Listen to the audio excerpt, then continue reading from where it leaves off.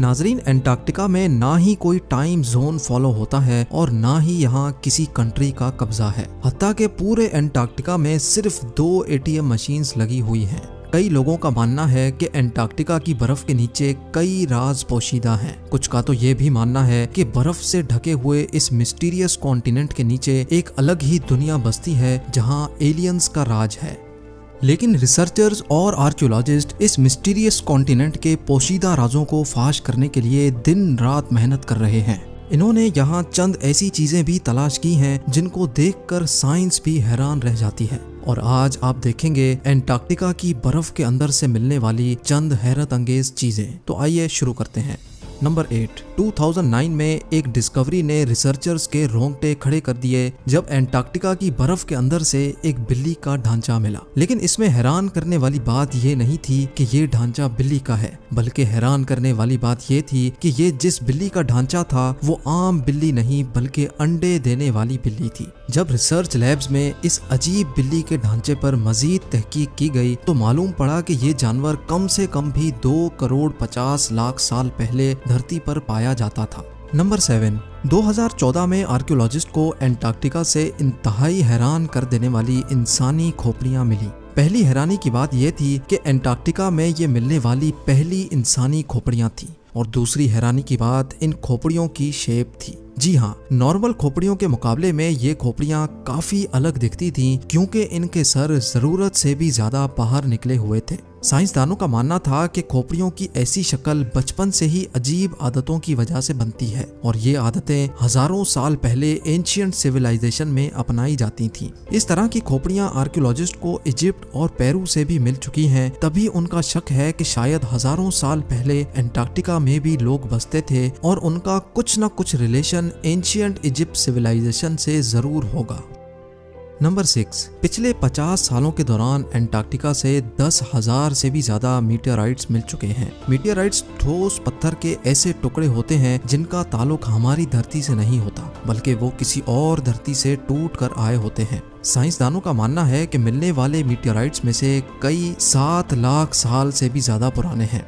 वैसे तो ये पता लगाना बहुत ही मुश्किल है कि इन मीटियोराइट्स का ताल्लुक किन सितारों या प्लेनेट से है, लेकिन 2002 में एंटार्क्टिका पर गिरने वाला एक छोटा मीटियोराइट 2015 में डिस्कवर किया गया था और साइंस का मानना है कि ये कहीं और से नहीं बल्कि मार्स से टूटकर आया है क्योंकि इस मीटियोराइट के अंदर ऐसे बैक्टीरिया थे जो मार्स पर पाए जाते हैं।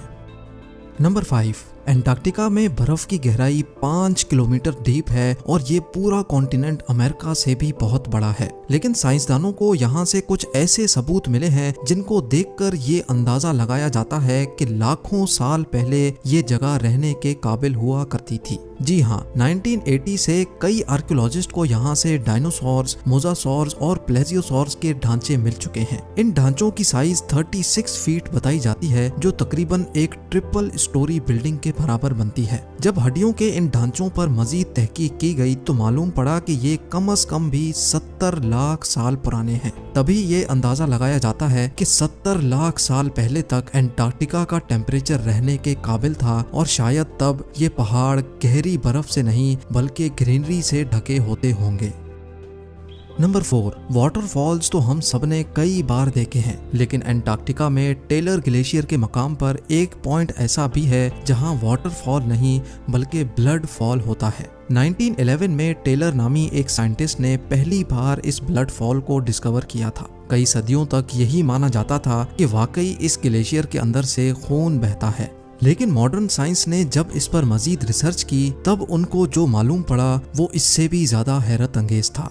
जी हाँ, मालूम पड़ा कि इस ग्लेशियर के नीचे एक बहुत बड़ा पानी का डैम है, लेकिन इसमें मौजूद पानी की खास बात यह है कि इसमें सी वाटर से भी 3 टाइम्स ज्यादा सॉल्ट है, जिसकी वजह से ये फ्रीज नहीं होता। साथ साथ इस पानी में पहाड़ों से निकलने वाला आयरन भी मौजूद है। किसी एक पॉइंट से जब ये पानी ग्लेशियर से बाहर निकलने की करता है तो हवा में मौजूद ऑक्सीजन पानी के आयरन से मिक्स होकर आयरन ऑक्साइड बन जाता है और उसका कलर रेड हो जाता है और इसी वजह से हमें ये पानी रेड कलर का दिखता है। नंबर 3, ब्लड फॉल ग्लेशियर के नीचे मौजूद पानी में साइंसदानों को एक और हैरान करने वाली चीज भी मिली। पानी में टोटल 17 टाइप्स के बैक्टीरिया भी पाए गए, जिनको जिंदा रहने के लिए ऑक्सीजन और सनलाइट की भी जरूरत नहीं होती। एक्सपर्ट्स का मानना है कि ये बैक्टीरिया की ऐसी किस्म है जो ऐसे प्लैनेट्स पर पाई जाती है जहां पर ऑक्सीजन और सनलाइट का नामो निशान तक नहीं होता। लेकिन ये बैक्टीरिया हमारी धरती पर कैसे आए, ये राज अभी भी पोशीदा है। नंबर 2, हालांकि पूरा एंटार्क्टिका बर्फ से भरा हुआ कॉन्टिनेंट है, ये देखकर सबको यही लगेगा कि यहाँ पानी की कमी होना मुमकिन नहीं है। लेकिन आपको ये जानकर हैरत होगी कि हमारी धरती पर अगर कोई सबसे ज्यादा खुश्क यानी ड्राई जगह है तो वो भी एंटार्क्टिका में ही मौजूद है। ये ड्राई वैली एंटार्क्टिका में ही डिस्कवर की गई थी, जहां पर पिछले 20 लाख सालों से एक मर्तबा भी बारिश नहीं पड़ी, क्योंकि इस ड्राई वैली में तेज तरीन हवाओं का राज है जिनकी स्पीड 320 किलोमीटर पर आवर तक जाती है। इसी वजह से साइंसदानों का मानना है कि तेज हवाओं की वजह से यहाँ मौजूद पानी का कतरा कतरा एवोपरेट हो चुका है। आपको ये भी बताते चलें कि अर्थ के तमाम एटमॉस्फेयर्स में से इस ड्राई वैली का एटमॉस्फेयर लाखों किलोमीटर दूर मार्स से काफी मिलता जुलता है। इसी वजह से नासा ने अपना वाइकिंग रोबोट मार्स पर भेजने से पहले एंटार्क्टिका की ड्राई वैली में टेस्ट किया था। और अब नंबर 1, आर्कियोलॉजिस्ट की एक टीम को एंटार्क्टिका की बर्फ के अंदर 1100 फीट की गहराई से एक इंतहाई खौफनाक मखलूक का ढांचा मिला। ये पता लगाने के लिए कि ये ढांचा कौन से जानवर का है, कई एक्सपेरिमेंट्स किए गए, लेकिन हैरत अंगेज तौर पे इसका स्ट्रक्चर किसी भी जानवर से मैच ना हो सका। इस खौफनाक ढांचे की लंबाई 8 फीट बताई जाती है, जिसकी हड्डियां बॉडी से निकली हुई हैं। कई सालों की मेहनत के बाद भी आज तक ये पता नहीं लगाया जा सका कि ये जानवर कौन सा था और आखिर इस धरती पे आया कहां से था।